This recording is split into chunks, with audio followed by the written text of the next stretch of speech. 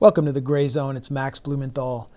Earlier this January, protests erupted across Iran, led by merchants suffering from a sudden, manipulated currency devaluation. While this initial round of protest was peaceful and encountered no government repression, a seemingly coordinated wave of rioting and paramilitary violence soon descended on the country.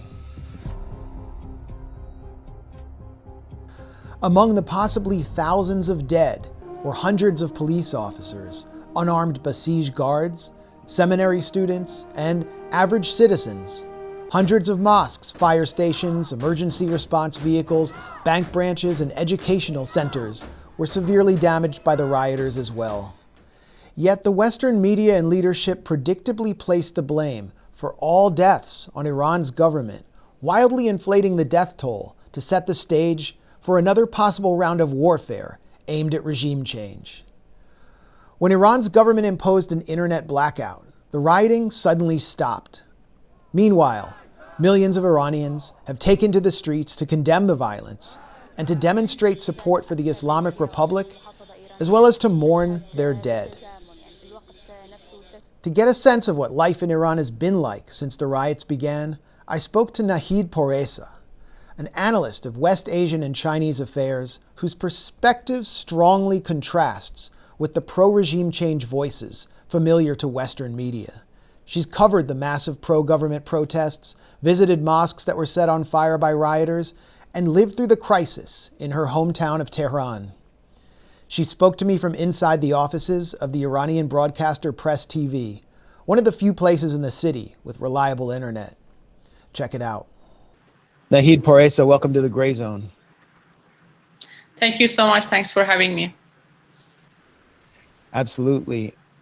What have you experienced over the past 2 weeks or so, as we were told here in the U.S. that Iran has experienced a quote-unquote freedom movement, but we've seen videos showing violent riots and even the militarization of some of these anti-government elements. What have you seen and experienced and been able to cover from inside Tehran, and what's actually going on there? Well, to begin with, what I witnessed myself with my own eyes was actually horrific. We can start from what we were expecting to see way before, and get to the point that we saw what we saw on Thursday and Friday night 2 weeks ago. We were expecting such riots to happen in Iran across the country, because the 12-day war didn't bring no achievements for the Zionist regime, for Donald Trump. And the next step was that, okay, if we can't do this from outside of the borders, maybe it's better to start riots and then build up on that situation and then bring the war, the real war, into Iran. And we do remember what Haj Qasem Soleimani was saying to everyone back then in Syria, which you guys reported so well, that Daesh, if we don't fight Daesh, ISIS in Syria, in Iraq, we do have to finally face them in Tehran, in Hamadan, in Isfahan. And what I saw those days and nights was exactly it was like Haj Qasem in front of my face. I was telling you guys that. And clearly it was like very ISIS style, nothing else. Yeah. What I saw, what I asked people to tell us, and what I read, everything was ISIS style. I remember we went to a mosque to do a report, And our cameraman said his colleague around 1 p.m. in Tehran, like, excuse me, it's not dark, it's okay, it's daytime. They went to an area to do a report, and someone came to them with a knife saying that you're not allowed to do any report here. And when he was telling us, I literally couldn't believe it. And I was very hysteric. I started laughing. And he was like, I'm serious. This is what happened to us 2 days ago. I mean, it's finished. Thank God. It didn't take too long for the security forces to take control over the situation, but it was really scary. Seeing people like in very little numbers, when I saw them, and they started chanting about the king, Shah. It was ridiculous, to be honest, to see Iranians like just talking shit. And many of these people are actually deceived, and they don't have no idea what is happening.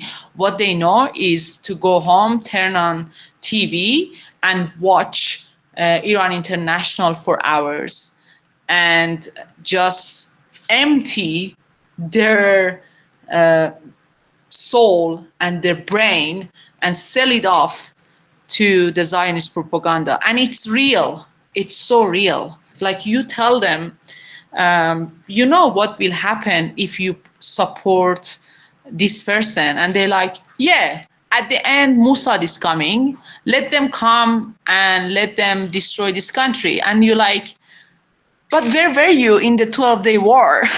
You didn't want to die back then. Surely you ran away from the situation, so you didn't want to die. And now, yeah. So there's a highly propagandized sector of the Iranian population, but these protests began with protests focused around the bazaars over the collapse of the value of the rial, and there was a legitimate component to that.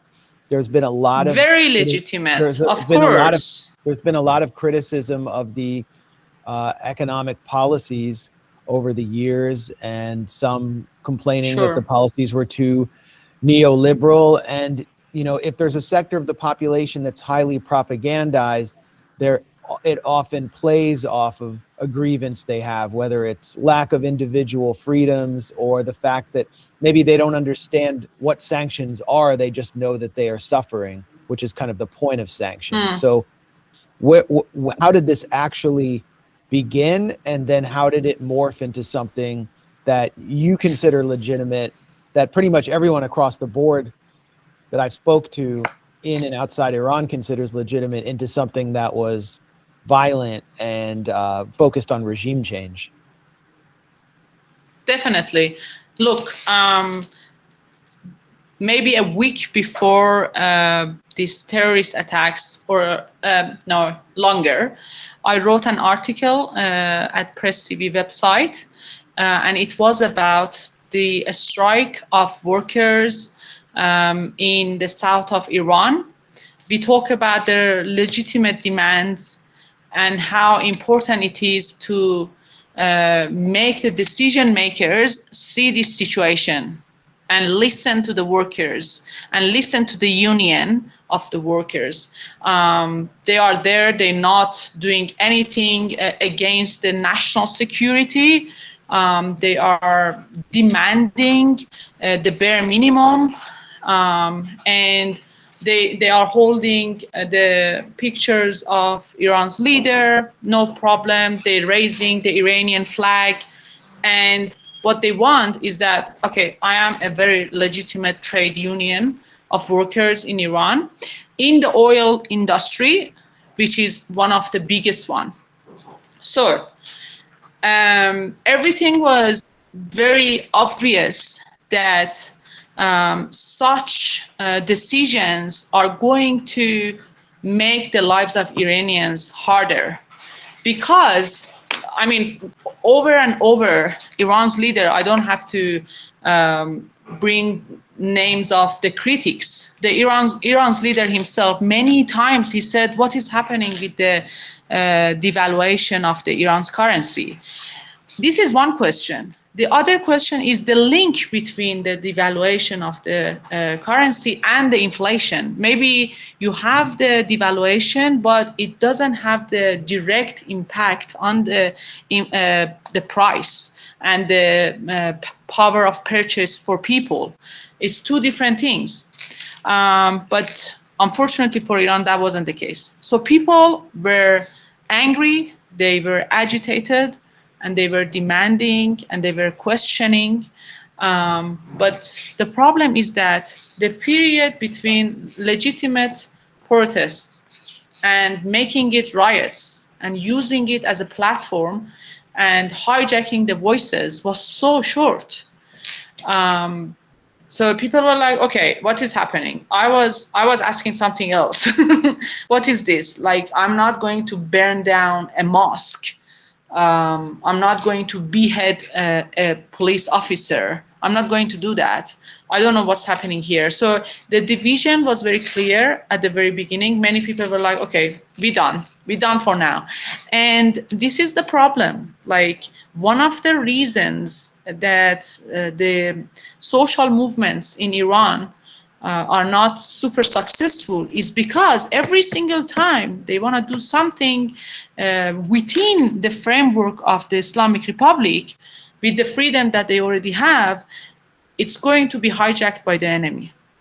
Like, somehow it's not allowed to people in Iran to actually have a civilized and peaceful protest, demand something, and just have the platform and see the result. Okay, I demanded a pay rise. I demanded an increase of minimum wage, and now I got it. As a union, as a very basic trade union activism, people cannot do it here simply because it's the regime, the Zionist regime there, to see it as an opportunity and make I read somewhere that they compare what happened in Iran in that 2 days with pager attacks in Lebanon, the way that they actually operate the terrorist attacks in Iran. They were trying to elaborate on the details of the similarities between the pager attacks and what happened here. And we can talk about that. Yeah. So how do you think, how do you think the transition was made? Were people just provided with instructions, and some of the violence seemed very organized? How did this take place? What did you see as the transition point, and who were the people who were carrying out violence in the street that we've seen on video, where mosques were being burned, fire stations were being burned, banks were being burned? There were these mob attacks on unarmed Basij guards and seminary students. This is all on camera. Like, who were those people? Well, in the 12-day war, what we know is that 70%, almost 70% of the operations were actually done by the agents of Mossad within the borders of Iran. So it's not that useful to send the best missiles to the country. It was actually being done by the collaborators here. And I see the same case for this situation. I see the same people, the same nature at least, but different kind of technical skills that they had. So this time, if that time it was about drones And this time it was more about, like, I remember I went to a mosque to ask how that attack started, and the guy was like, the one who was in charge, he said they brought a very big motorbike and they were very chill, they were very relaxed, and then they put lots of petrol on it, they burn it, and they threw it into the mosque. And some others at the same time, they were like, again, very chill, very relaxed, very organized. They try to use big scissors to cut the irons of the building, so then they can go through. These people were definitely very much organized from way before, and they said it. Like, when you watch the interviews, you see that that person is like, yeah, we thought it's over. We thought the Islamic Republic is finished. So now we can be the new leaders, and people are going to appreciate for what we are doing for the country, and for Mossad and for Trump. Yeah. And you can see the first, some of them are like, they don't have no kind of feelings for the country and for people. They say it. They said we needed to kill more people, so then we can make sure our employer, our boss, our master is going to be more satisfied with our work. Because there is a thing, you do the work, you upload it, and the whole thing is such a performative operation. Only in 2 days, when they shut down internet, when the government decided to shut down the internet, there was nothing else. Like, I at around 8 p.m., 6 p.m., that was the time that Pahlavi asked people to come out. And when the internet was off, no one came out. First. Second, so some people use their windows to go out and just do some stupid slogans. Even that was reduced significantly. Why? Like, okay, you guys cannot go out and do your terrorist attacks, but what happened to that some sort of solidarity between those people, which is definitely a copy of what 1979 people were doing back then. 9 p.m. people were going, revolutionary people were going out to say Allah Akbar, and these people, they're not even that creative to make another alternative and say something else, or do something else. So 9 p.m. they were supposed to do it, and on Saturday night everyone was waiting for them. Okay, do something, and it was I'm not saying nothing, but it was significantly reduced, which is telling us the very simple, direct relation between what was happening in the streets and what was the order. Okay, you go out to that specific square, you do this, you come back, you upload it, and I'm going to show it on Iran International, so other people gonna see it, Trump gonna see it. You kill people, so then we can use the murder as a tool, as a pretext to wage another war against Iran. And if that doesn't happen, other people are not going to join this some sort of campaign. So you're saying there was a direct connection between the internet and the transition from economic Very grievance much. protests to violence, and when the government shut off the internet, the violence immediately stopped. And you know what we saw here in the U.S. was that there was a sense being created that the protests were growing and that it was turning into this kind of Arab Spring. But I knew, because I have sources in Iran and I'm able to follow what's actually happening on the ground instead of Twitter X social media propaganda, that there was nothing in the street. It had basically ended. And actually, I think in northwestern Iran, like, and in places like Kermanshah, there were armed battles, like gun battles, which were not even like riots. There was just straight up like PJAK, Kurdish separatist forces battling with security forces. So, Yeah. so it just became an information war, after the internet went out.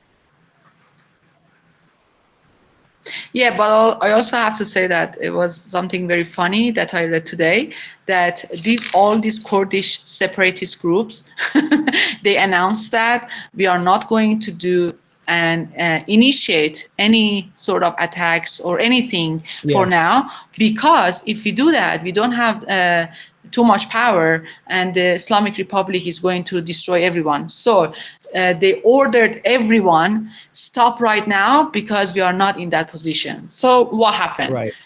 A week ago, everyone was like, "Yeah, it's over. The regime change is happening." La, la, la, la, la. They were like celebrating it. All of a sudden, you can see how fragile and how stupid, not stupid, let me use the better word. It's just on the surface, and very few people with a great violence. So you want to make it to the news, you have to use the great Yeah. violence. And then you have Trump saying that I need blood. So bring me blood. So then the bloodshed is on the way. I mean, many people have lost their lives. Many. I don't know how. I'm just sitting here and I'm smiling and I'm talking, but this is a very stressful situation. I mean, it was my very friend's brother. He lost his life only because he was wearing a kafia, and he was someone with some beliefs. He just went to the street to see what is happening, and he was killed. He was killed because they just found him, and they beat him to death. This is the situation, and you just think with yourself that this is exactly what we were hearing before in Syria, and you cannot believe very close to you it's the reality right now. Thank God again that it's over, but the 12-day war was something operated within the borders. This is also another incident which even they compare it with the MEC operations back then in 1979. Many people are saying that the The greatness MEK of the operation. violence is much. Sorry? They compare it with the operations of the People's MEK of Yes, and they 1979. say it's much higher. It's much higher because it was over the decade. It was over almost 10 years. Many people died, of course. They killed so many. But only in 2 days, this is exceptional. That was something, again, that's why the comparison between pager attacks and this terrorist war, to me, makes more sense. So, Um, how many do you believe were killed in these 2 fateful days, and how many would you say were killed by rioters and anti-government gunmen, and how many were killed by state security? I mean, do you have any idea of the death toll? I don't have any ideas, but I do know it's a large number, because let's just see what happened on the funeral in Tehran. I was there when the martyrs came. It was over 105. So only one day. And we can see on TV every single day, many cities, they have funerals. So it's many, unfortunately. I wish I could say, oh no, it's over. The casualty of the situation is very low. No, it's not. Unfortunately, it's not. It was horrific.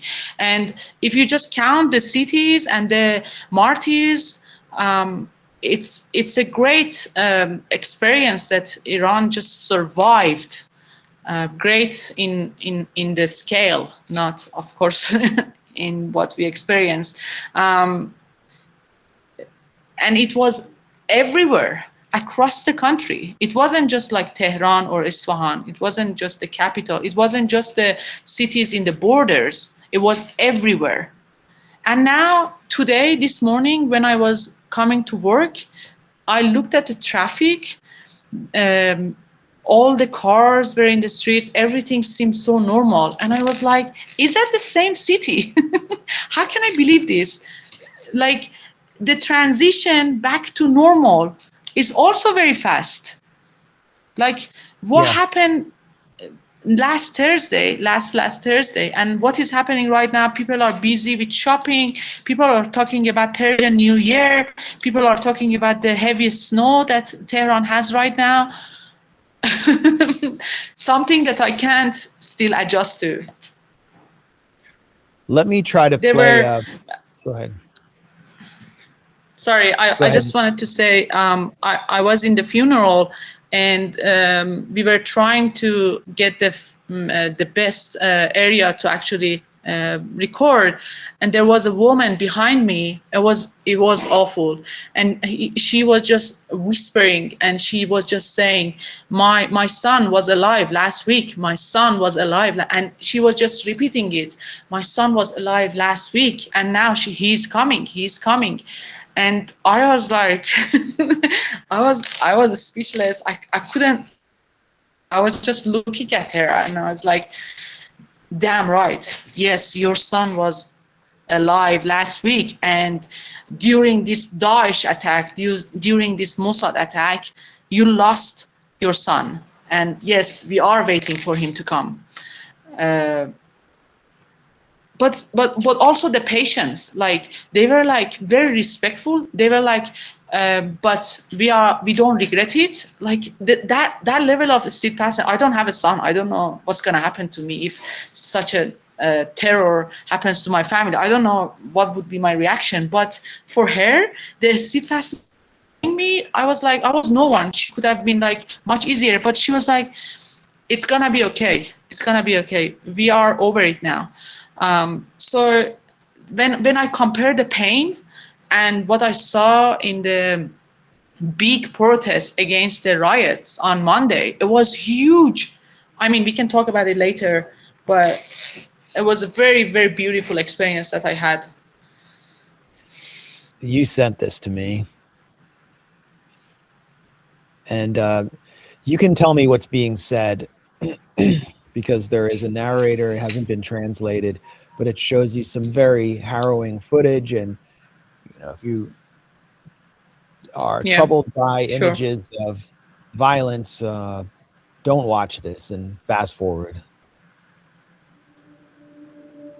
امروز در بهشت زهرای تهران هستیم. Can you hear it okay? Yes. اینجا خانواده‌های داغداری رو می‌بینیم که دنبال فرزندشون، برادرشون یا پدرشون می‌گردن. So if you can translate and tell us what's so going on. yeah, he's saying that families are looking for their loved ones if they can find them here because there are many there. از پشت با تیغ موکتبری بود، قمه بود، توی سر خانم‌ها رو شکافته بودن، این که سینه خانم‌ها بود، تیغ موکتبری ران خانم‌ها رو، حتی بازوی خانم‌ها رو زده بودن. She's saying that what they see from the bodies is that many cuts are from the back with cutters. With big knives, and the cutters that they use for carpets and stuff, like the big ones. And she says many women they had the cut in their chest. Oh my god. این چیزایی که میگین واقعا اینجا داری؟ بله، نمونه دارم که بخوام نشونتون. فقط یک نمونه، اونم از نمونه سر هست. اینکه واقعا قمه‌ای که زده بودن، فقط نگاه کنید سر این بنده خدا، انگار گردن نیستن، طوری که مغزش رو متلاشی کردن به سمت بیرون. She's saying that the head it looks like a sheep head because the brain was all out from the cut. It was that deep that the whole brain was out, and it looks like a sheep head. حالا تو زمانهای گذشته مثلا شما میتونید به تاریخ معاصر مراجعه بکنید، تو دهه 60 کیا می اومدن مردم رو به اون شکل از بین می بردن؟ ما موردی داشتیم که دختر رفته بود که برای مادرش بوس بگیره. He's comparing the terror attacks with the MEK back then, and he's saying it just reminds me of that time. داروخانه زده بودنش. She's saying there was a mother. She was going to a pharmacy to actually buy drugs for her daughter, medicine for her daughter, and she was shot. I'm not sure if she was shot dead or she's alive, but the nurse is explaining that. موثق هستش این که جنازه ها غافلگیر شدن. غافلگیر یعنی چی؟ یعنی اینکه چشا همه با This is very important. I saw it many other places as well. The bodies were shocked. The way they are looking is that the eyes are wide open and they are very shocked from what they are seeing, which means they were not expecting that they're going to die in a second. And she says this is very common among the bodies that they brought to them. از حدقه در اومده، از پشت زده. کسی که بخواد از رو به رو باشه، ما معنیته اگر بخوای به طرف مقابلت حتی سیلی بزنی and also she's repeating what the other nurse said, that many bodies are cut from the back by knives and other tools. And look, this is like something that now Iran International and even Reuters, I saw, they said 12,000 people are killed. And of course, when they say 12,000 are killed, it means that the one who does that is the government of Iran. But what kind of police officer, it's very important, what kind of police officer is going to allow the rioters to kill him if he can defend himself? There are many videos that showing that he is surrounded by I don't know, maybe 10, 15 rioters, and he doesn't have nothing. Right. And that video, they are actually uploading it. Look at the rioters. Look at how much power we have. Okay, you are contradicting yourself, and no one is there to actually tell you if the police of Iran has killed 12,000. So how come you can find them alone and there is no gun, there is nothing, they cannot defend even themselves, and they are killed, they are beheaded. There are many of them now in hospital that they are saying, okay, they came to us with a big knife and I couldn't defend myself, and they're not even police, they are from IRGC. So the one that actually we expect them to at least have guns, and they are the one that they are beheaded by the terrorists. So for the ones who have the bare minimum, I expect them to see the contradictions of the whole narrative.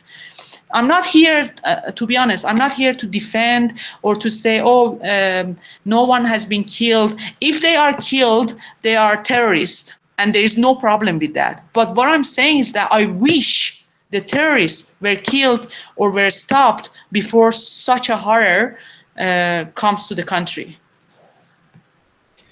Well, let's continue with this report since we were having some technical issues. جلو مغازه ایستاده بود، یعنی کاری هم نداشت، جلو مغازه بوده، این بلا سرش اومد، الان اومدن دنبالش. غالبا someone smashing a bus station. مردم عادی بودن که اصلا براشون فرقی نداشت. Yeah. The voiceover is different from what we are seeing. He's explaining that there was a guy who had a shop and who was just standing by and just observing what is happening, and he was shot dead. He was shot dead. This is what he's saying. The issue is not only that person has died. Yeah. بودن که اصلا براشون فرقی نداشته چی باشه کشتی سازی اون هدفی که داشتن می‌خواستن فقط به همون هدف برسن. اینجا چند نفر میمدن میگفتن که افتاده طرف بین همون شلوغا افتاده تو همونجا. See a besiege guard being beaten to death here by a mob.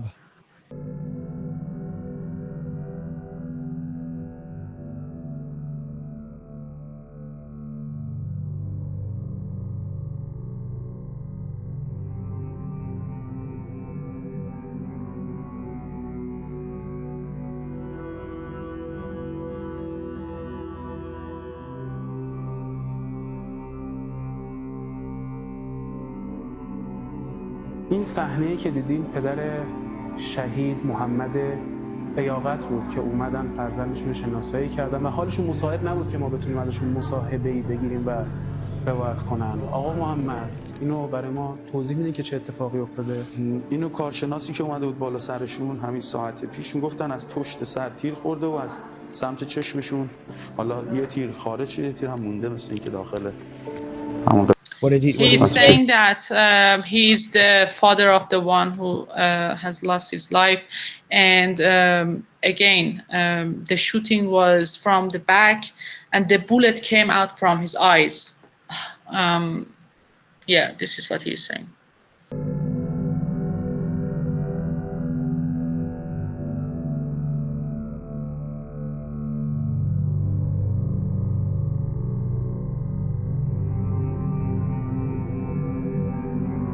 Can I say something here? Yes.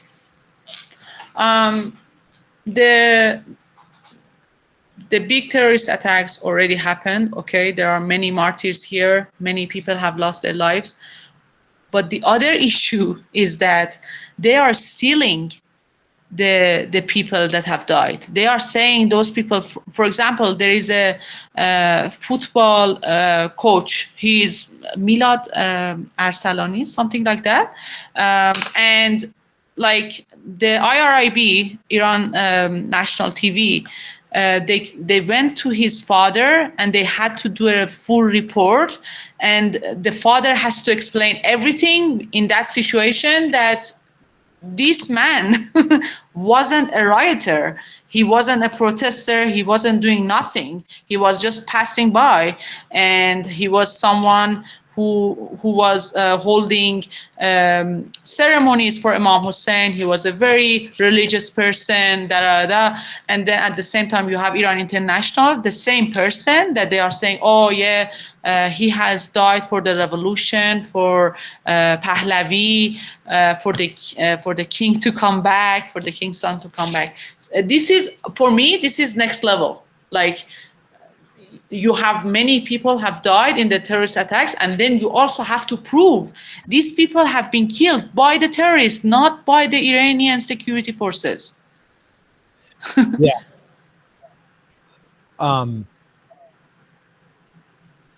It will, I suppose it will take some days to understand who is killed and how, but the way that, you know, human rights groups, like so-called human rights groups like Amnesty International, are reporting it as every single person who was killed by the government, by state security.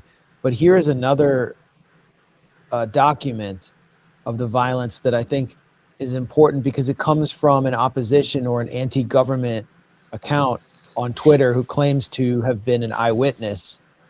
And here's what they're saying. You can just read the first two paragraphs. So Basij, who was beating people in Zanabia, Esfahan, was caught, tied to a power pole, and they cut off his genitals and stuffed it in his mouth. In Khomeini Shar, they set fire to the Meskat seminary, killed 2 clerics, and also killed 5 security forces. They shoved a rebar up one seminarian's buttocks. And then it goes on and on. I mean, he justifies it by saying, you know, the government has done all these horrible repressive things that justify that. And then he says they basically took over. And he's actually, as you said, I just wanted to highlight it. He is anti-government, and this is what he is saying. Yeah, and then in the market, they beat someone they call a collaborator, or someone who I guess was pro-government, and they beat him to death, almost to death, set his shop on fire, and a special unit arrived because they were about to burn him alive inside his own shop. This time we were really very close to freedom, but with empty hands, it really can't be done. We took over 3 streets, blocked every access route. The repressors, referring to the government, came in from all sides, couldn't even get in. We did whatever we wanted. But in the end, around 11 p.m., people got tired and started heading home. One of the sidewalks was quietly opened by a plainclothes guy, and from there, motorcyclists poured in and attacked people with tear gas, paintballs, pellets, and a few live rounds. The people didn't even have a final goal. So it's kind of just like a wild orgy of violence, and ultimately broken up with what would be referred to in the U.S. as mostly, I mean, according to this account, like less lethal, paintball, which is what ICE is shooting people in the face with in Minneapolis, tear gas, and then pellets, which is something that can really damage your eyes, which we saw in Chile. But the opposition is boasting about sodomizing seminarians to death with rebar, and I mean, really ISIS-like violence, chopping off genitals and stuffing it in people's mouths, burning people alive. Where does this come from? It isn't just, I can't say the Mossad is providing instructions to cut off genitals and so forth. There's really an element of Iranian society that holds this tendency. And from my own impression, from the impression that I got being in Iran for several weeks in May, there is an element in Iranian society that hates the Islamic Republic so much that they hate Islam, and they hate any symbol of Islam, and they hate Palestine because they associate it with the Islamic Republic. And obviously that's the element that watches Iran International constantly. But it seems so surprising for people in the West to see an element inside a majority Muslim country like Iran burning so many mosques. Where exactly is this coming from? And this kind of violence, like, where is it coming from? Because part of it is organic. Well, why they're choosing mosques? In my opinion, it's because mosques were one of the primary places back then in 1979 when the revolutionaries wanted to organize themselves, wanted to mobilize people. They know that there is lots of power, and it's organic, and it's rooted in the culture that Iranians go together as a community to mosque and to do lots of things. Like the one that we visited last week, the guy was like, there are many classes are happening here for like school, for learning English, many things. They go to the mountains together, different like sports are happening there. And the attack, in my opinion, was definitely a very organized attack against the community. You know, you are not allowed to go to mosque. Even mosque as the core in the ideology of the Iranian people is not safe for you. You can't go there and pray because it's gonna stay there, and everyone is going to make fun of Islamic Republic that you couldn't even protect the mosques. To showcase their power so that other people are also encouraged to come. See, we even burned the mosque.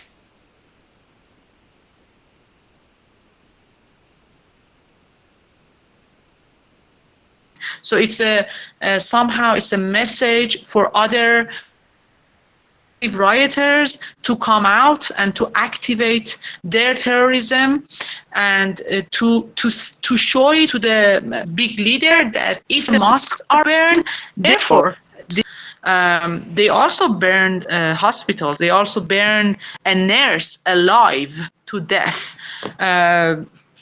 So different reasons, I think, because it's. And actually, to be honest, I had some conversation in the train station with some people, and they were like pro-rioters, and they were like, oh, no Iranian could do that. No Iranian could burn down a mosque. And I was like, yes, they did. They were like, no, it can't be possible. So some of them are in denial position that no, that is not possible. This is fake. So bunch of news, like bunch of the reality news actually, are easily going to be ignored by people only because it's not their comfort zone to actually face the reality and to see where they should stand. And your question about their skills, I have to say, Iran has experienced many terrorist attacks many times over 47 years. Our leader, Iran's leader, is one of the survivors of the terrorist attacks. We lost our president in terrorist attacks. So the prime minister, many people have died from terrorist attacks within the borders. So it is a very, I have to say, there are many groups that are trained outside of the borders, and we know, for example, I give you one example. In the north of Iran, Rasht, the marketplace was burned down, which when I saw for the first time, I thought it's Gaza, to be honest. I was like, what is this? This is not Rasht. But it was Rasht. And I'm not going to bring the name, but they said when they came, one of my friends of friends, they were there, and what they heard, the accent, they were speaking Persian, but the accent was very, very different, and she could tell where is this person coming from which area. Exactly, this one. Yeah, this is the marketplace in Rasht. Yes, that one. Your friend heard and the riot and the one who did the operations, I've heard that the accent they were speaking was very, very different. It wasn't normal Persian.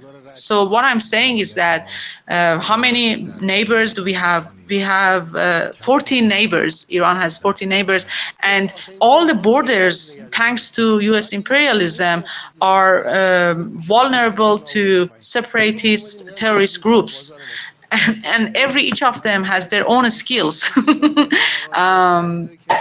Again, because it's about a unified Iran, I don't want to bring all the names here, but we do know how these expertise and how these groups are coming to place. Some of them maybe are not even directly linked with Mossad, as you mentioned, but many of them are, and also they have their own organizations. They don't need Mossad to teach them. They are the enemy of Iran themselves. And this is the marketplace, which it was just totally burned. It takes, I'd assume, a little bit of planning and some manpower to be able to do that. What I saw in Mashhad was a whole lot of fire on the night of the 9th as well. And apparently $18 million of damage to that city alone, according to local authorities. I don't think people in the West understand the scale of damage that was done, but there was a backlash inside Iran against this violence that you witnessed. You went to one of the major, I guess we could call it a pro-government protest, but what I saw was sort of a public a display of indignation and outrage against the violence. Terrorism. Who did you see there? Was it like sort of Hezbollahi types and so just the kind of typical supporter of the Islamic Republic, or was there more of a kind of nationalist feeling with different sectors of society? Well, first of all, when you were talking about the damage to Mashhad, I remember something funny that I want to explain here. The whole damage to Tehran, they calculated, which I can't convert it to dollars. It's a lot of money anyway. But the funny thing is that there is a cafe in Tehran who thought it's a good idea, it's a good opportunity for them to actually join the Thursday riots, and they said we are closing down on Thursday. Proudly, they announced that, okay, we are closing down. The name is Saediniya. And it's very funny that activists went and they calculated all the assets they have, and this is exactly equal to the damage of Tehran. Now, what is happening that is there is a campaign saying that, okay, and also the cafe is shut down now because of the joining to the riots. They thought, okay, it's over now, we can do whatever we want. The whole capital they have, it's from the Islamic Republic, excuse me, and now they thought it's a good opportunity. It's shut down now, and there is a big campaign demanding the governors, okay, it's equal, get the money and fix the damages in Tehran, because this guy apparently is very close to Pahlavis, so maybe he can afford the damages that Tehran had. Going back to your question, I remember 2 days before the protest, I was, to be very honest, I was very terrified, and I was saying to my friends, if the population and the crowd come to that protest on Monday, could be near, maybe less or near to what we saw in the funeral of Haj Qasem Soleimani, then we can say we are okay. And everyone's like, no, it's okay, it's only Engelab Square, which is only one square. And I was like nervous because I was like, why only one square? Why they didn't set the whole streets, because they are back to back, like they could say like a very long street. They could have chosen a better one. And when I got there, I was like, okay, this is exactly what I was hoping. I wasn't hoping. I thought it's just imaginary to see, because there was no internet. Of course, the system has his own kind of ways to let people know to come, but also internet was cut off. So, and when I got there, I was like, okay, I'm all right now. I have to say it's over now. And the selection of Engelab Square wasn't important because the whole road was occupied by people. It wasn't important where to choose as a location. It was the heart of the area, but the whole area was packed by the crowds. And what I saw, your question about if it was only Hezbollah people, if it was only the Basij lifestyle people, no, it wasn't. And very interesting, I met many people like with very bare minimum hijab, I would have to say, and the from lower middle class, working class. The guy was like, I'm a maintenance, and he was wearing like working outfits, and he was like, I just came here, and in a very interesting way of talking, he was like, I just came here because I'm angry. I have to go back to work, but this is bullshit. I can't tolerate. I just want the situation to go back to normal, so then I can have. Because my demands are lost. I don't want to interpret too much, but I think this is what he said. And it was very interesting because, again, I was expecting that not many people are going to come because everyone was scared. Daesh was there 2 nights before. So I would, it makes total sense to me if people are like, okay, I'm not going to come to show solidarity with the Islamic Republic. Maybe next time I can. Many people were like, even wanted to come, but they were terrified. But many people did come. I talked with a teacher. She said, I'm getting the minimum wage of this country. Still, I came here, and this is my first time because what else I can do? When I saw what happened after Thursday night in the streets, I was like, okay, I have to do something about this situation. And what I also saw Friday morning was terrifying. Everything was cut off. I managed to get a taxi, and when I got to the taxi, I was like looking at the window, and what I saw was like, is that Tehran? Where is it? Everything was so messed up.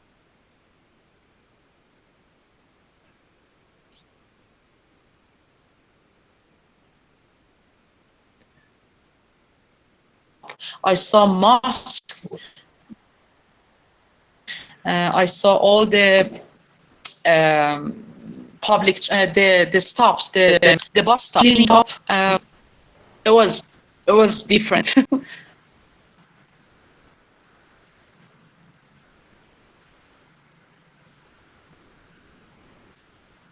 Yeah. I can hear you. And so, what can you hear me now?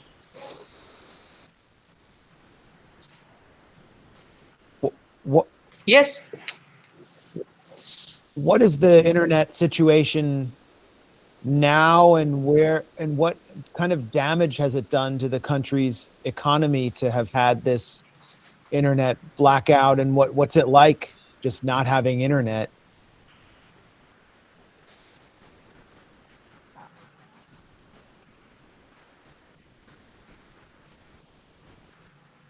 Could you hear that? No, I couldn't. Sorry, you have to repeat it. What is the situation now inside Iran with internet? And what kind of damage has it done economically and socially to not have internet? Understanding that the internet was obviously being used as a weapon against Iran from the outside. Sure. I mean, for whoever is not very familiar with Iran, many things are done online here. For example, when you get a taxi, you can transfer money to the driver and it goes to their account in less than a second, something that I didn't see in Western countries. So just take this example as the basic, and you see that you can imagine how difficult it is for people to actually manage their daily life when there is no internet. I mean, only for maybe until Sunday, or maybe I'm mistaken, we didn't have no internet, or Saturday, but then gradually the internet came back. And the reason I have internet right now, it's because I'm at work and I'm using the Wi-Fi, which is not very helpful and which is not very great either. But there are many online businesses that, of course, they're suffering from the situation, and internet itself, many companies are using it. So the loss is great. What we heard and what we were told by the government is that in a couple of days, everything is going back to normal. But two things here. One is that, first of all, we should not allow the terrorists use this issue as an excuse for coming back to the society. We have to have the safety first. So this is very sensible and simple for people to understand, and they do know what is happening. They do know right after they cut internet off, the situation came closer to normal. So the relationship between internet and violence, and I have to say, this is my triangle: sanctions, internet, violence, is very clear now. But at the same time, people are also right to ask for the internet, the full internet back. And what does the full internet back? This is my point here. Iran has to localize their internet. China doesn't have Google. China is not relying on Google to run their economy. And this is the issue here.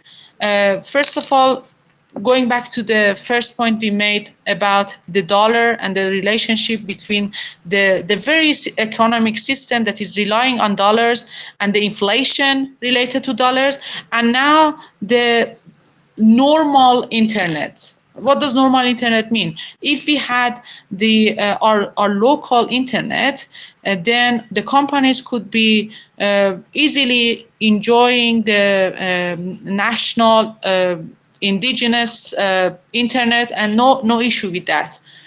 But now, because everyone has their own online shopping on Instagram, the very platform that Zionist regime and Donald Trump are using to mobilize people, to mobilize rioters, and to teach terrorists, is also a platform for people to have online shopping.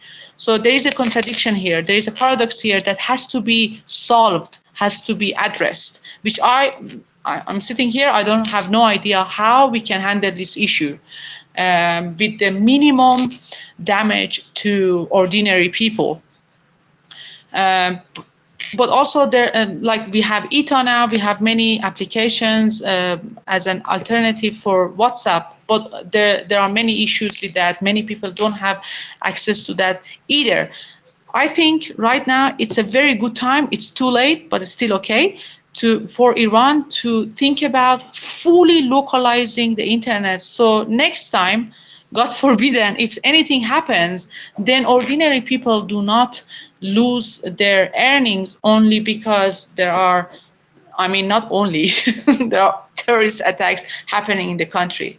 That also can be another issue for people to be angry on the situation, and that also can be a platform for the enemy to hijack. See, there is no internet, you have issues. Now maybe it's another time for you to come out to the street.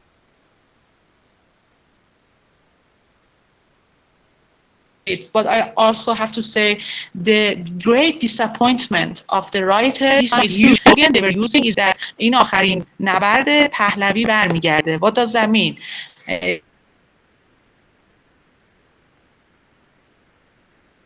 This is the last battle. Pahlavi is coming back. So they were promising the very last time. Just come this time and it's over. So this very last time didn't do nothing because Trump was promising them. Because they thought if they come out, then Trump comes. This is a great disappointment for them this time. And I don't know how next time they're going to fulfill them with some fake excitement or hope that this time is going to be the last time again. Because for 47 years, they say they're not going to see this Persian New Year. Every single year, they say the governors of Iran are not going to see this New Year, Persian New Year, and they have.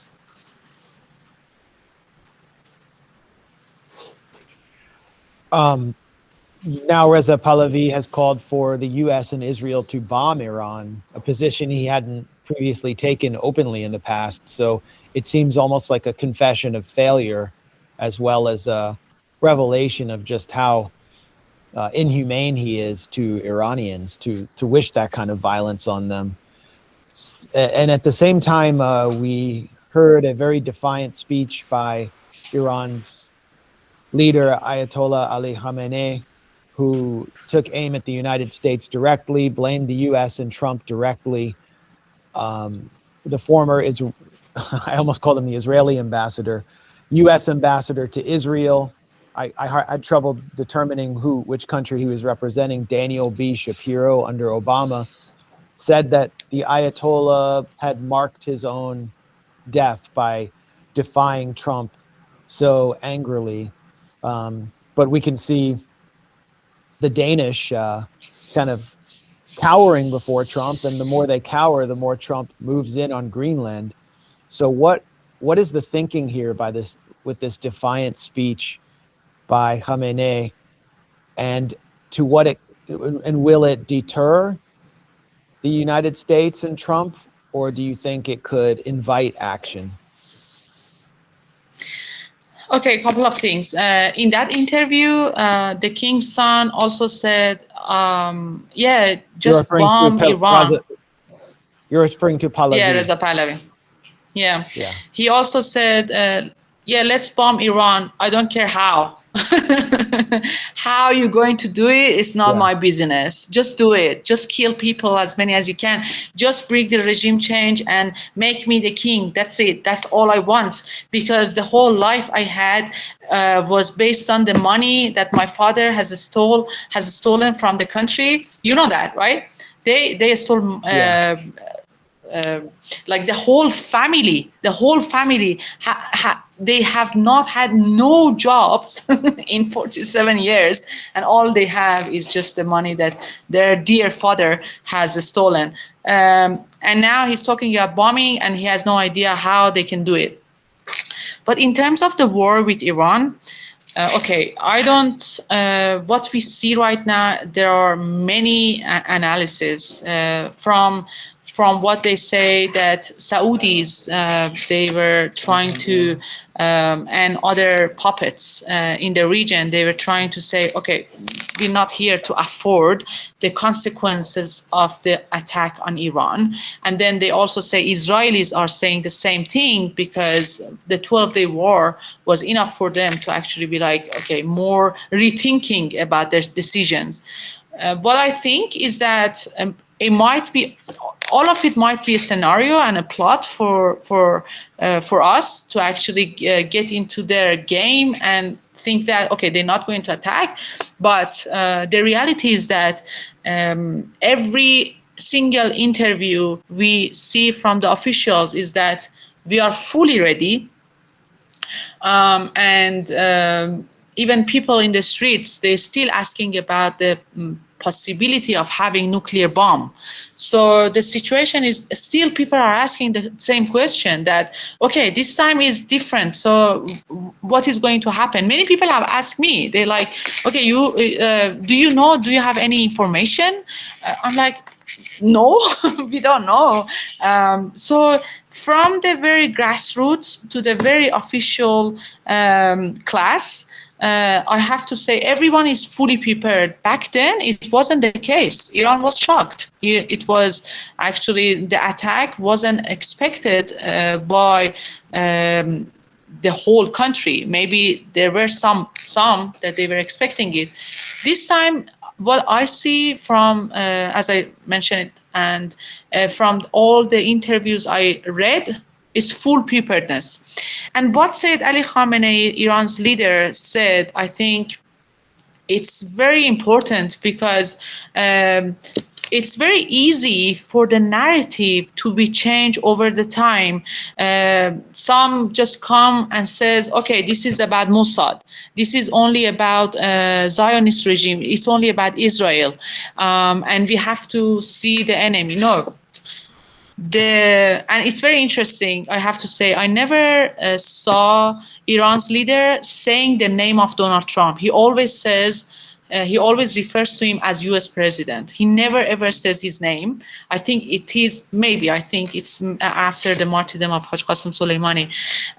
He always said that person, that guy. And in Farsi, he actually chooses very interesting words to describe this idiot. Anyway, what we see as the consequence of Iran's leader's speech about Trump is definitely bringing deterrence for Iran, because we saw it over the time. Whenever Iran has chosen a very strong position in their national security, and also including the consequences of the rioters, because now they are threatening that, 800 were supposed to be hanged. Now we know that it's not the case. To allow the terrorists to feel more confident to do more operations later. Now the entire system is saying that they are going to meet with what they deserve, which is, the ones that they killed people, they have to be executed. So at the end, I have to say the position Iran, including and more importantly, Iran's leader has chosen, is definitely bringing more deterrence to Iran's national security than inviting the enemy to decide for war or anything similar to war. And Going back to another question I asked earlier about the internet, what is the role of Starlink in destabilization operations inside Iran? This is the technology developed by Elon Musk's company, which has been smuggled into Iran by State Department-backed organizations, referred to in the New York Times as a ragtag band of internet entrepreneurs, but clearly had ties to U.S. intelligence. And they said that they got 50,000 of these terminals in, which allow a workaround if Iran blacks out the internet. And how did Iran manage to neutralize these Starlink terminals? Well, based on what we witnessed after Thursday and Friday, I mean on Saturday, basically, and based on what the officials have claimed, that they managed to cut all the Starlink antennas and find them and find the collaborators. And I'm not limiting what I'm saying only on what they said. Based on what we saw, if they were successful to continue with Starlink, they were successful to continue with their terrorist operations as well. Because why not? But they couldn't. They couldn't send messages. They couldn't get the new orders. They couldn't upload for 2-3 days. Iran International was uploading the same thing from Thursday night, and and they were just repeating and repeating. And BBC was very, very upset. BBC Persian was so upset, super upset, that they're not receiving the new videos. So if Starlink was actually operating in Iran, then they could have received more videos. My logic would say no. And it's very interesting because now that I mentioned BBC Persian, in Woman Life Freedom Time, there was an anchor there. I think her name was Rana Rainpour. And back then, she had a conversation with her family, and someone recorded the conversation, and it went so viral because she is in BBC Persian and she was talking about the terrorist attacks and the provision of weapons for terrorist attacks in Kurdistan outside of Iran, and smuggling it into Iran. And she was saying that I'm so worried for Iran, I'm so worried for the security, and everyone was like, wow, she's a traitor. She's not a regime changer, and now she's working in BBC. That was huge. And at the end, they sacked her. Can you believe that? Really? They sacked a journal. Yes, they had to sack her.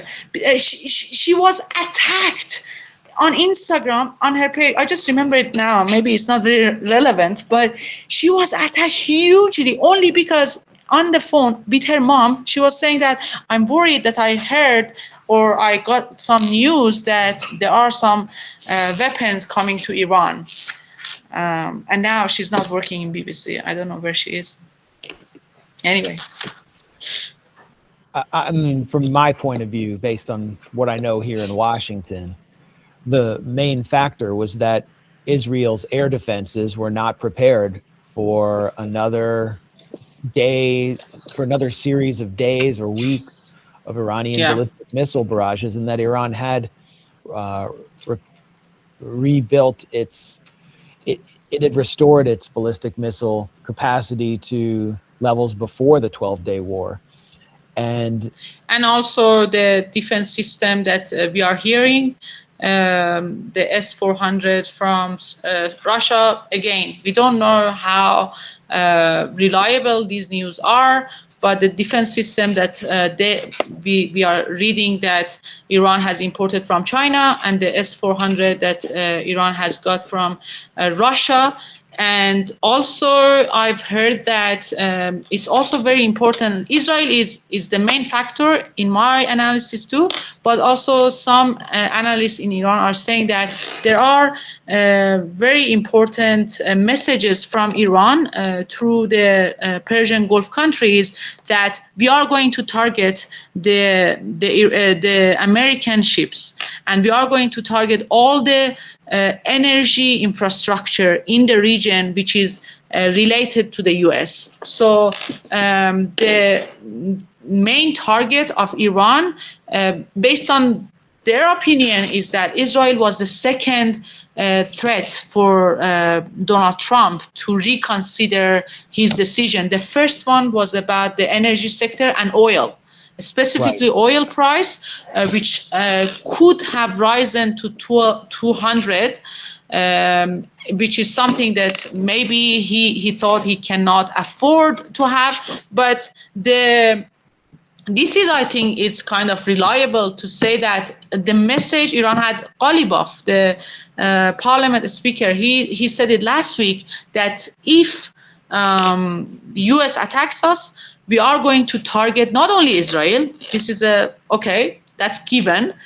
We also going to target all the energy sectors, which is a new thing. So now they are talking about activating the Hormuz potential. In the 12-day war, everyone was expecting something will happen there.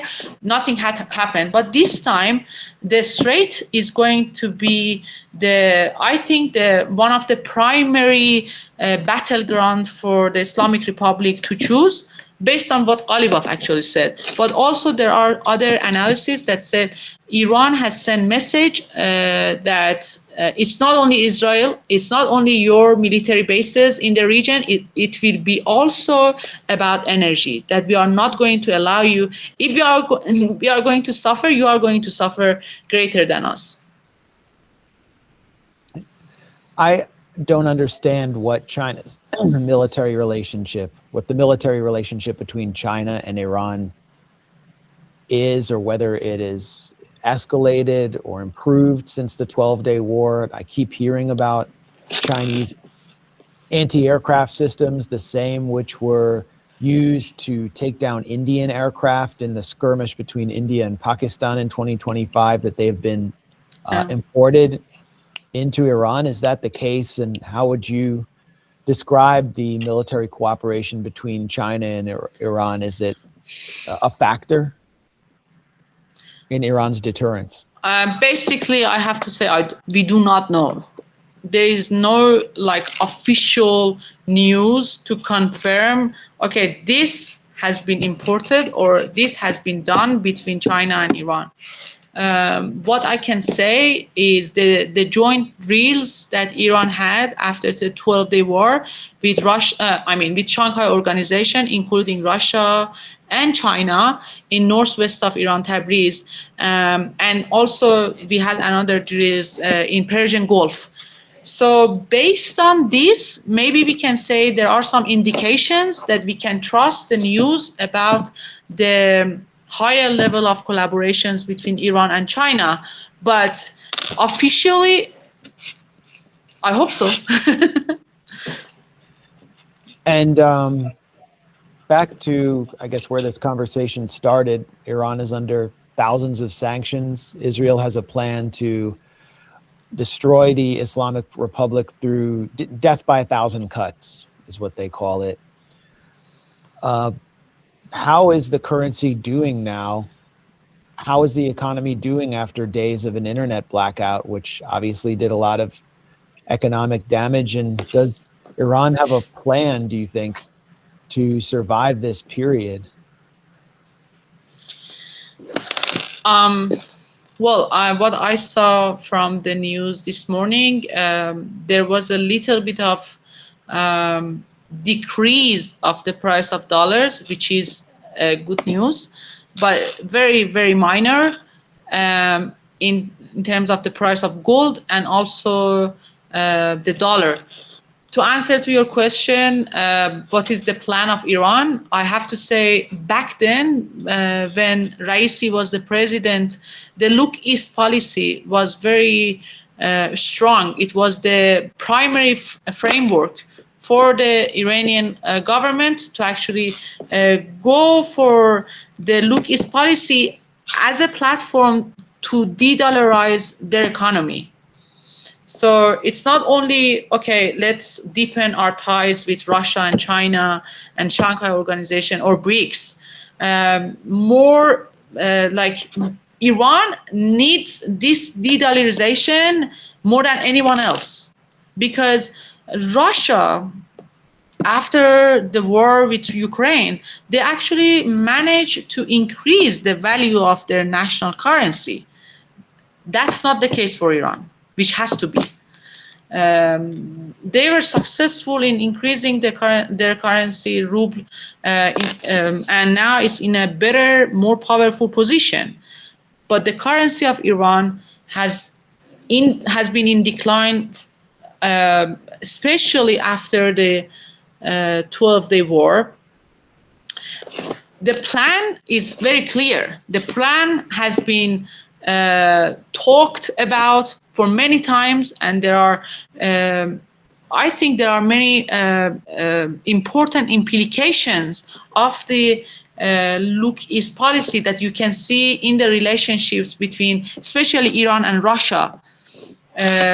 But what I see, how I see it, is that what was started from the Raisi time with that pace, that it was like relying on BRI and BRICS and more Eastern countries rather than Western countries, rather than giving the fake hope to the people that we are going to remove the sanctions. Therefore, as a result, is going to be a better livelihood and well-being for Iranians. Let's change the whole question. This is not about removing the sanctions. Let's see the sanctions as a permanent factor that's going to remain in the economy of Iran. It's not that we are going to convince the enemy tomorrow, be nice to us and remove the sanctions because the well-being of Iranians are being impacted. That's the reason that the sanctions are there. So that you are exhausted, you are agitated, so you only have one option, which is coming out to the streets and joining the plan that the enemy has written for you. Instead of this, let's try this version. Let's consider sanctions as a permanent factor, and now see what is our alternative. How we can speed up our de-dollarization, which means, it's very simple, which means our economy should not rely on the price of dollars. I'll give you one example. Many companies in Iran, like the big ones, the huge ones that they are related to energy sector or to iron, what they do is that when they want to sell their product, they are checking the price of dollars and they set the price based on dollars. This is the first step that Iran has to take if we are going to make sure that the base, the fundamental, the basic needs of people are going to be provided based on our currency, and we shouldn't take dollars into our calculation, then that's a very positive step. And there are many steps that Iran has taken, but should have taken it way faster and in a way that it's more efficient. I give you another example. We talk about dollars. The price of dollar increases. The devaluation of the currency is high, and then you start comparing the price of, let's say, petrol to what Americans pay in the United States, what Germans pay for gas or for petrol or for any other energy sector, and you like, okay, they pay $3, now we are paying only 50 cents or whatever cent. This is the wrong calculation. This is absolutely a miscalculation of the reality, because what people are getting as a salary is not based on what Western people get. So we have to work in the same framework that the price of the energy is the same in a direct relation with the salary people get, with the energy sector, and all the inflation is defined based on the daily life of ordinary Iranian people, not based on the crazy, headless dollar that is just going out without no observation and without no how to say, like, the government, I think, has to take care of it in a way that the free market is not the one who decides for the people of Iran how they're going to suffer more when we are already under sanctions. Like, the government of Iran has to take care of it in a way that other countries cannot. But what I see is that there are many issues that have to be addressed as soon as possible if we do not want, as Iran's leader has said it, if we don't have wounds, we are not going to have infections, and we are not going to have the enemies enjoy and invest on the pain that we already have, which can be fixed. I don't accept it that all the economic issues Iran has is because of sanctions. Many of them were manageable by our governors. There are many alternatives we could have chosen by relying on, as I said, Luki's policy way before and way faster. But still, there is time to do so. And one of the solutions to the quote-unquote problem of the Islamic Republic from the point of view of Washington and the West is, I mean, there's the hard regime change.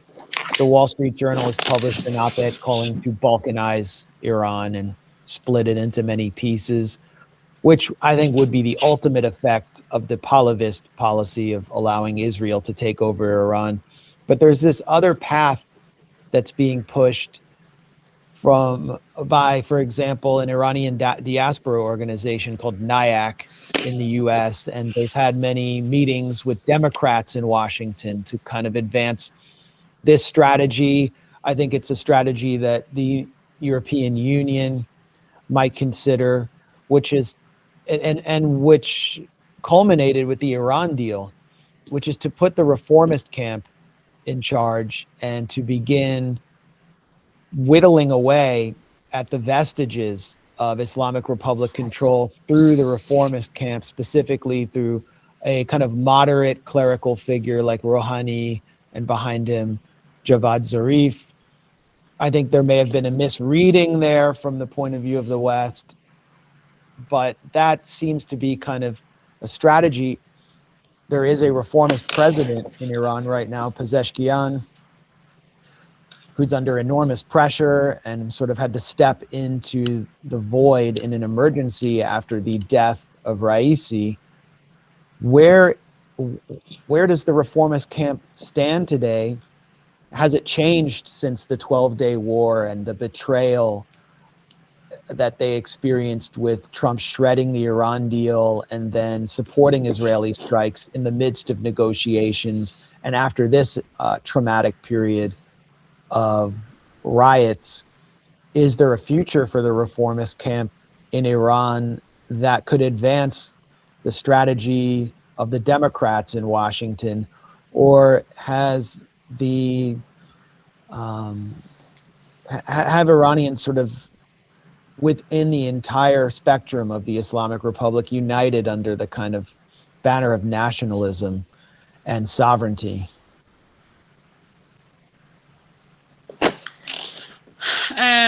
After 12-day war, we had the 10 days of funeral for Imam Hussein, which is every year. It's the annual, the anniversary of the time that he was martyred, which is a very, very important figure in Shia and in the Iranian culture.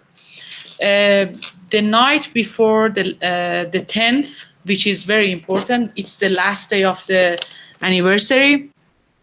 Every year there is a kind of tradition that some people go to the place that we call it Beit, which is a place that Iran's leader comes for his speech.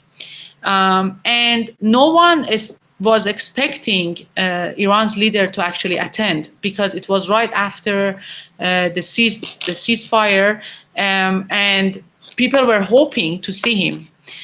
And he just came in. He just entered the ceremony without no notification beforehand, and it was a very great moment for all Iranians after 12-day war, because it was the sign of safety, and it brought so much security for people to feel that, okay, we are safe because Iran's leader is there.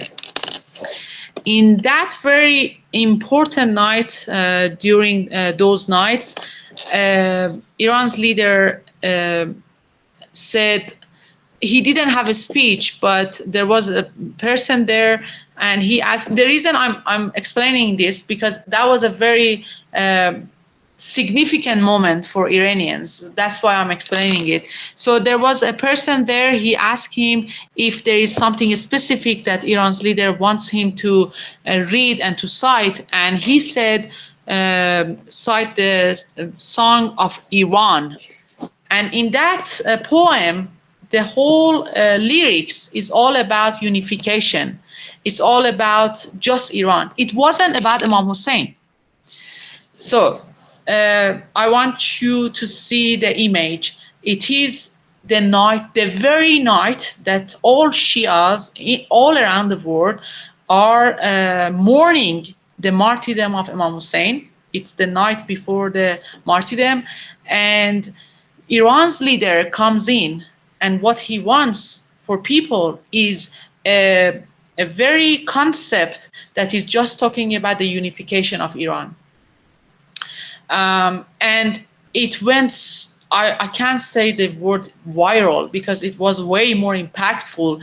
Everyone was just, I remember I was in the streets when they said, it was very important that they announced it in the street, that Iran's leader has intended the event. So I just explained this phenomena because I wanted to say, from the point of view of Iran's leader, and he actually articulated again in his recent speech that right now there is a great danger and the situation internationally and also nationally because of the terrorist war. Right now, what we have to focus on is only about the unification of Iranian people. It does not matter which line you are seeing yourself closer to. It's all about the national security and the national sovereignty of Iran. We have, as much as we can, we have to explain and elaborate on the danger of the Zionist regime. If the genocide of Gaza for 2.5 years wasn't enough for people to understand who is the enemy, and if the 12-day war wasn't enough for people to understand who is there to defend them and who is there to actually protect their lives and who is the one who is going to attack them and does not care how many of you are going to be killed, it's on us that for this time at least make sure that it's nothing about reformists or Hezbollahis or whoever. It doesn't matter. As long as they are denouncing the riots and they are denouncing the terrorist attacks, they have to be supported and they have to be explained to that this is the situation and every single of you has a duty. And in my opinion, as long as we do take care of the economic situation, we do see the danger of neoliberalist decisions that the governors make, as long as we make sure the parliament has the freedom and has the space to question whoever ministers they think they have to question, because why not? Like people have voted to them and they have to answer the parliament members why this decision has been made and why not they haven't changed it and what is happening, like especially in terms of economy. That's the main thing for the majority of Iranians right now to be addressed. And if that's addressed, maybe reformists for next time they also have a chance, maybe not. But I really think that taking care of the economic situation right now is the main focus of everyone, all the ordinary people, because they have to afford their daily life. And if they can't, many things are going to be under question. Yeah. It doesn't matter how much I explained to them in 47 years, how much infrastructure the Islamic Republic has been successful to make. It doesn't matter to say in medicine, in medical system, Iran is one of the best, or to say the education or the health system, many things. It doesn't matter to explain to them what they already have. What matters is that what they don't have, which is a safe, secure future for their earnings. For I go to work 9 to 5, come back home, making sure I have a roof and I have food on my table and I can feed my family. That's they want to see, and I think that's the main focus from the head of state, which is the Iran's leader. And Nahid, is there anything you think we left out or that you want to add before we go?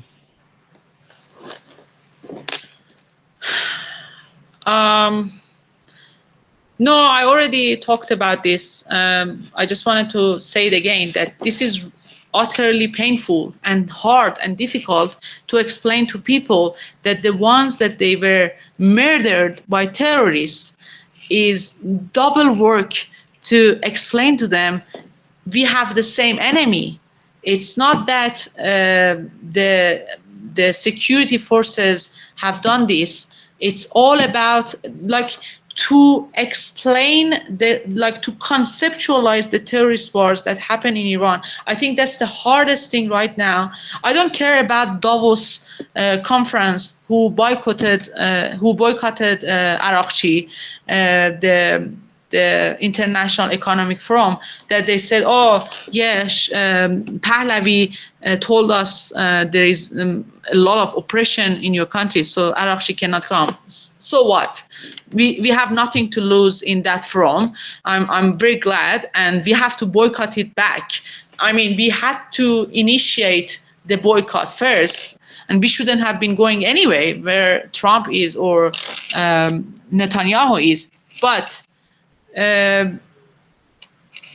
why I said that is because I'm not relying on the Western powers to understand this. But what is important is that the ones that they support the cause of Palestine, the ones that they protested for 2.5 years against the genocide in Gaza, those ones are the ones that I want to tell them, don't be fooled by the mainstream propaganda about what happened in Iran. Don't trust what they say, because you didn't trust what they said about the genocide. You didn't trust them. That's the same case.